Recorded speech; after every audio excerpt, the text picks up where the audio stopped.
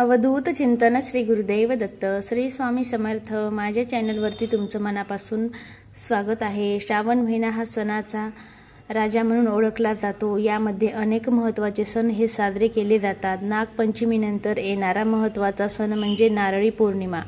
श्रावण महिन्यातील शुक्ल पौर्णिमेला नारळी पौर्णिमा हा सण साजरा केला जातो। या दिवशी रक्षाबंधन हा सण देखील साजरा करतात। यंदा ही नारळी पौर्णिमा 19 ऑगस्टला म्हणजे श्रावणातील तिसऱ्या सोमवारी आलेली आहे। या दिवशी कोळी बांधव समुद्राची विधियुक्त पूजा करत असतात। तसेच समुद्राला नारळ अर्पण करून प्रार्थना केली जाते। या दिवशी वरुण देवतेला प्रसन्न करण्यासाठी समुद्राची पूजा केली जाते। त्याचबरोबर या दिवशी आपल्या घरामध्ये काही महत्त्वाचे उपाय आणि सेवा सुद्धा केल्या जातात। आज या व्हिडिओमध्ये मी तुम्हाला अतिशय महत्त्वाची ही वस्तू सांगणार आहे। हा महत्त्वाचा प्रभावी उपाय सांगणार आहे। उद्या आपल्याला नारळी पौर्णिमेच्या दिवशी अंघोळीच्या पाण्यामध्ये अशी एक वस्तू ही टाकायची आहे। ही वस्तू टाकल्याने आपल्यामध्ये असणारे जे दोष आहेत ते दोष आपली नकारात्मकता निघून जाण्यास आपल्याला मदत होऊ शकते। त्यामुळे आपल्याला सकाळी ही वस्तू अंघोळीच्या पाण्यामध्ये टाकायची आहे। आता कोणती वस्तू ही अंघोळीच्या पाण्यामध्ये टाकायची आहे ही सविस्तर माहिती तुम्हाला या व्हिडिओमध्ये मी सांगणार आहे। त्यामुळे तुम्ही व्हिडिओ स्किप न करता शेवटपर्यंत पहा। चॅनलवरती नवीन असाल तर चॅनलला सबस्क्राइब करा आणि नवनवीन व्हिडिओ पाहण्यासाठी बेल आयकॉनला प्रेस करा। जेव्हा कधी मी नवीन व्हिडिओ अपलोड करेल त्याचं नोटिफिकेशन सर्वात आधी तुम्हाला मिळेल आणि तुम्ही एक पण व्हिडिओ मिस करणार नाही। तर पहा, प्रत्येक महिन्यामध्ये पौर्णिमा ही तिथी येते आणि प्रत्येक पौर्णिमेचं महत्त्व हे देखील वेगवेगळं असतं। श्रावण महिन्यातील ही नारळी पौर्णिमा अतिशय महत्त्वाची आणि शुभ मानली जाते। या दिवशी आपल्या घरामध्ये रक्षाबंधन आपण साजरं करत असतो। त्याचबरोबर माता लक्ष्मीला प्रसन्न करून घेण्यासाठी काही सेवा आणि उपाय सुद्धा केले जातात।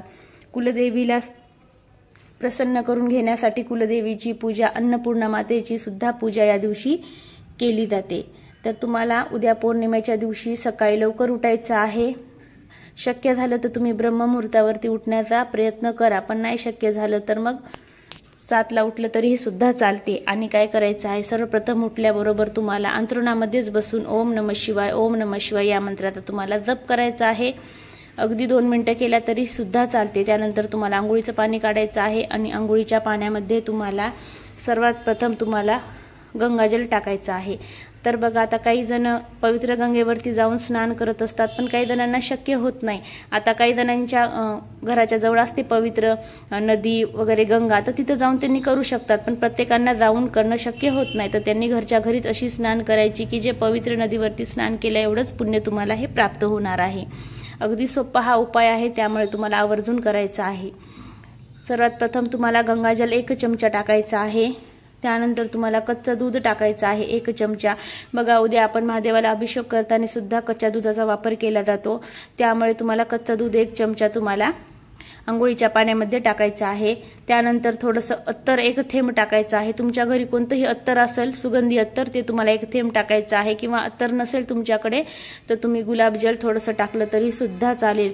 यानंतर तुम्हाला काळे तीळ अंघोळीच्या पाण्यामध्ये टाकायचे आहेत। बघा, अंघोळीच्या पाण्यामध्ये काळे तीळ टाकून अंघोळ करून दान सुद्धा केलं जातं। उद्या काळ्या तिळाला खूप महत्त्व दिलं जातं दान करायला सुद्धा, त्यामुळे पितृदोष आपला कमी होतो। त्यामुळे तुम्हाला थोडंसं काळे तीळ सुद्धा टाकायचं आहे, गंगाजल टाकायचं आहे, कच्चं दूध टाकायचं आहे, अत्तर टाकायचं आहे आणि काळे तीळ टाकायचं आहे। या 4 वस्तू टाकून तुम्हाला अंघोळ करायची आहे।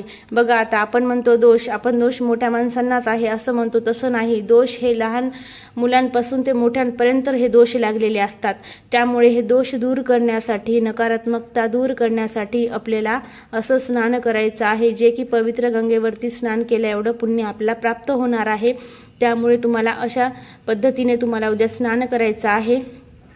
तुम्ही लवकर उठत नसाल तर उद्याच्या दिवशी तुम्ही लवकर उठण्याचा जास्तीत जास्त प्रयत्न करा। उठल्याच्या नंतर नामस्मरण करा भोलेनाथाचं, आणि त्यानंतर तुम्हाला आंघोळ करायची आहे। आंघोळीच्या पाण्यामध्ये ह्या वस्तू टाकायच्या आहेत। असा अतिशय प्रभावी उपाय तुम्हाला 3ऱ्या श्रावण सोमवारी करायचा आहे। आणि उद्या नारळी पौर्णिमा सुद्धा आहे। हा योग खूप मोठा आहे, त्यामुळे तुम्हाला अशा प्रकारे छोटासा उपाय आणि सेवा करायची आहेत। पहिलं शरीर शुद्धीकरण करायचं आहे, त्यानंतर आपण दिवसभर जे आपल्याला जमेल तेवढ्या सेवा करत असतो, पण त्याच्या पहिले आपलं शरीर शुद्धीकरण असणं खूप गरजेचं आहे। त्यामुळे सर्वात पहिले तुम्ही अंघोळीच्या पाण्यामध्ये ह्या वस्तू टाकून तुमचं शरीर शुद्धीकरण करायचं आहे। त्यानंतर तुम्हाला सेवा, उपाय, उपासना जे आहेत त्या दिवसभरामध्ये ज्या जमेल त्या तुम्हाला करायचं आहे। पहिली सुरुवात आपल्याला अंघोळीपासून करायची आहे, त्यामुळे अंघोळीच्या पाण्यामध्ये ह्या वस्तू टाकायच्या आहेत। अगदी लहान मुलापासून ते मोठ्यापर्यंत तुम्हाला अंघोळीच्या पाण्यामध्ये ह्या वस्तू टाकायच्या आहेत, तर नंतरच त्यांना अंघोळ करायला सांगायचं आहे। अतिशय प्रभावशाली हा उपाय मानला जातो, त्यामुळे तुम्हाला आवर्जून उद्याच्या दिवशी अशी स्नान करायची आहे। जे आपले दोष आहे, पितृदोष, सगळे दूर होण्यास आपल्याला मदत होईल। श्री स्वामी समर्थ।